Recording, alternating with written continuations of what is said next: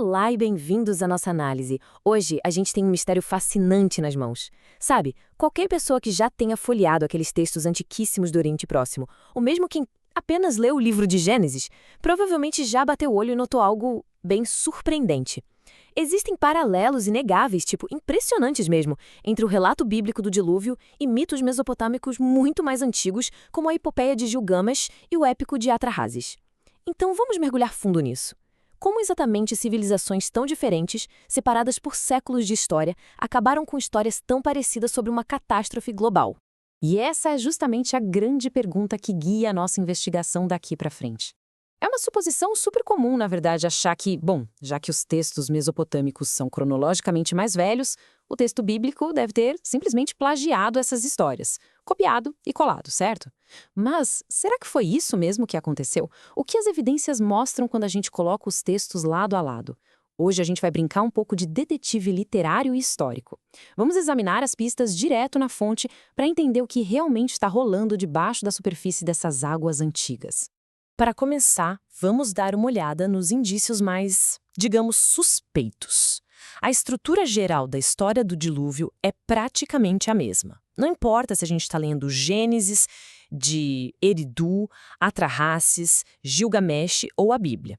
Olha só, em todos esses textos rola um decreto divino para destruir a humanidade. Em todos eles, um herói é escolhido de antemão, seja ele chamado de Ziusudra, Atrahasis, Utnapishtim ou Noé. O herói recebe instruções para construir uma embarcação enorme, os animais são salvos, aves são enviadas para verificar se as águas baixaram e, no final, tudo culmina com sacrifício. É uma sequência narrativa tão certinha, passo a passo, que, francamente, não pode ser uma mera coincidência. Seção 1. Histórias do mesmo rio, examinando os pontos da trama compartilhada. Agora, embora essas semelhanças estruturais sejam imensas e formem, o esqueleto da narrativa, é quando a gente olha para os detalhes que uma divergência profunda começa a aparecer. Pensem assim, as semelhanças mostram que essas culturas estão olhando para o mesmo evento, mas as diferenças vão nos dizer o que cada cultura pensava sobre esse evento. E isso nos leva ao primeiro grande ponto de ruptura. Na literatura mesopotâmica, a tempestade dura ali uns 7 dias. No Gênesis, já são 40 dias de chuva e quase um ano inteiro dentro da arca. Os formatos dos barcos também são completamente diferentes, tanto na proporção quanto na viabilidade de navegar. Mas o detalhe mais revelador talvez seja o local de pouso. Em Gilgamesh, a arca estaciona no Monte Nimush.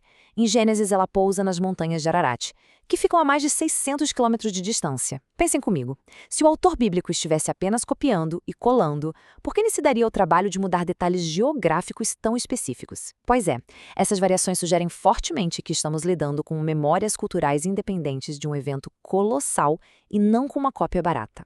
Seção 2. A grande simbiose divina, a divisão teológica central. Vamos avançar um pouquinho e ver como isso se desdobra em algo muito mais profundo. Para entender por que essas culturas contaram a história de um jeito tão diferente, a gente precisa primeiro entender um conceito fundamental que os historiadores chamam de a grande simbiose. Na antiga Babilônia e nas regiões vizinhas, o pessoal acreditava que os deuses estavam, literalmente, cansados de trabalhar. Eles precisavam de comida, de abrigo, de roupas, mas não queriam colocar a mão na massa de jeito nenhum. Então, o que eles fizeram? Criaram a humanidade para ser a força de trabalho agrícola deles. Era o seguinte, se os humanos parassem de trabalhar e de oferecer sacrifícios, os deuses simplesmente passariam fome. Era uma relação de dependência mútua absoluta. Os deuses mandavam a chuva, os humanos plantavam, colhiam e alimentavam os deuses. E essa dependência, pessoal, molda o reino divino de formas, drasticamente opostas. De um lado, a gente tem o panteão mesopotâmico. É um ambiente caótico, cheio de deuses que vivem batendo cabeça e tramando uns contra os outros. Por exemplo, o deus Enlil decreta o dilúvio em segredo. Mas aí vem o deus Ea, trapaceia e avisa o herói através das paredes de uma cabana de junco, sabotando os planos do próprio colega divino. É quase uma novela. Do outro lado, o Gênesis apresenta Yahvé, solitário, supremo e soberano. Não tem conselho de deuses rivais, não tem traição nos céus. O decreto divino na Bíblia é totalmente intencional e irresistível. E a diferença na motivação dos deuses é absurda. Enquanto os deuses do Antigo Oriente Próximo moravam em templos com o único e exclusivo objetivo de receberem o delivery de refeições diárias, a perspectiva bíblica mostra um Deus que não precisa de absolutamente nada. E isso ecoa lindamente em passagens como a de Levítico. Yahvé não criou os humanos como mão de obra escrava para suprir necessidades, até porque ele não tem necessidades físicas. No relato bíblico, a criação humana tem um propósito totalmente diferente: relacionamento, comunhão e presença. É uma mudança de paradigma gigantesca. Seção 3. Por que enviar o dilúvio? O motivo para a destruição. Mas afinal, o que engatilhou esse evento cataclísmico? As fontes nos dão respostas que, uau, parecem vir de planetas diferentes. No épico de Atrahasis, o deus Enlil fica tão incomodado com o barulho causado pela superpopulação humana que ele, pasmem, não consegue dormir. A humanidade virou basicamente um vizinho barulhento e irritante. Já no livro de Gênesis, a motivação é inteiramente moral. Yahvé não está sofrendo de insônia. Na verdade, ele está observando a corrupção moral profunda e a violência extrema tomando conta de toda a terra. Ou seja, é uma resposta dura à maldade e não ao excesso de ruído.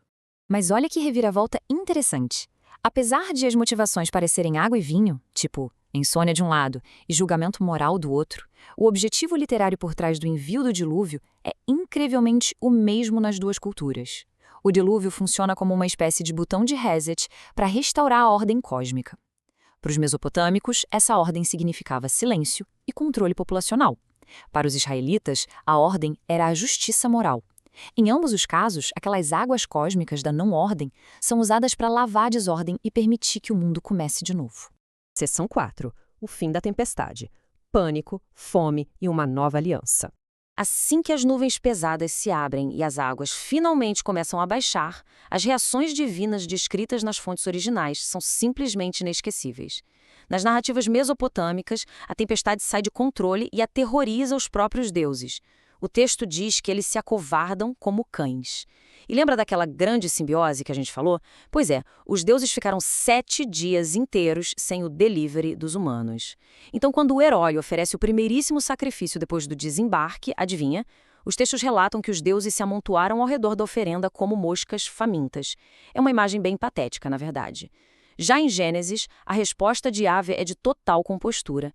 Ele recebe a oferta pacificamente, não porque estava morrendo de fome, mas sentindo um aroma agradável, demonstrando que ele continua no controle soberano de toda a criação. Tem uma parte sensacional em que o deus dá uma baita de uma bronca no deus Enlil, apontando que ele agiu por puro impulso. O ponto crucial aqui é que os deuses do Antigo Oriente Próximo caem na real e percebem que deram um tiro no próprio pé. Ao quase extinguirem a humanidade, eles quase extinguiram a própria fonte de alimento deles. Eles basicamente reconhecem que cometeram um erro de cálculo absurdo e quase morreram de fome por causa disso.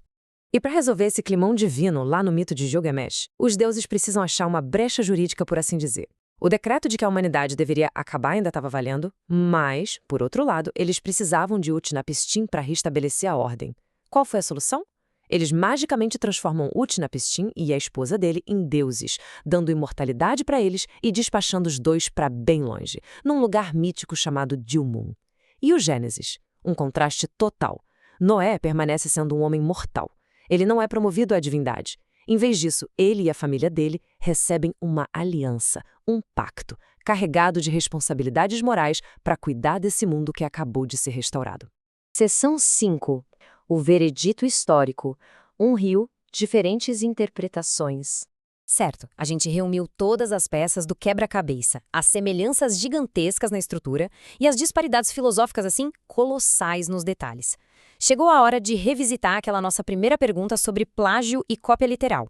Quando a gente analisa a mensagem final das duas narrativas, os resultados apontam para direções completamente opostas. No fundo, a história de Gilgamesh e Atrahasis é sobre deuses sendo humilhados pelas próprias limitações e aprendendo do jeito mais difícil que precisam pensar 2 vezes antes de agir. O relato de Gênesis faz o caminho inverso. É sobre um Deus inabalável, perfeitamente justo e soberano, que decide, através da graça, assumir um compromisso com o futuro da sua criação, mesmo sabendo das falhas contínuas da humanidade. Então, rufem os tambores, o nosso veredito final, muito bem fundamentado pelos especialistas nessas literaturas antigas, é o seguinte: o Gênesis não precisou copiar Gilgamesh. A melhor explicação para todas essas semelhanças e diferenças não é plágio. A verdade é que tanto a antiga Babilônia quanto o antigo Israel estavam navegando no mesmo rio cultural. Existiu, sim, um evento histórico traumático e massivo num passado muito distante. Essa memória cataclísmica foi passada de geração em geração e cada cultura pegou essa estrutura narrativa básica e adaptou de um jeito genial para ensinar a própria teologia. Cada história revela exatamente o que aquele povo acreditava sobre a natureza de Deus, da humanidade e de todo o universo. Faz muito sentido, não faz? E isso deixa uma reflexão super profunda para todos nós que acompanhamos essa investigação. Quando a gente entende as lentes pelas quais uma cultura antiga enxergava o mundo, seja pela ideia da grande simbiose ou por uma teologia de aliança, detalhes que pareciam só pequenas curiosidades ganham um significado gigantesco. Perceber essas nuances transforma textos milenares de meros contos de fadas para declarações teológicas absolutamente revolucionárias para a época deles. Eu espero muito que essa nossa análise tenha clareado as águas desse antigo rio cultural e inspirado uma nova maneira de olhar para as histórias que, no fim das contas, moldaram a nossa própria humanidade. Continuem curiosos, continuem investigando e até a próxima.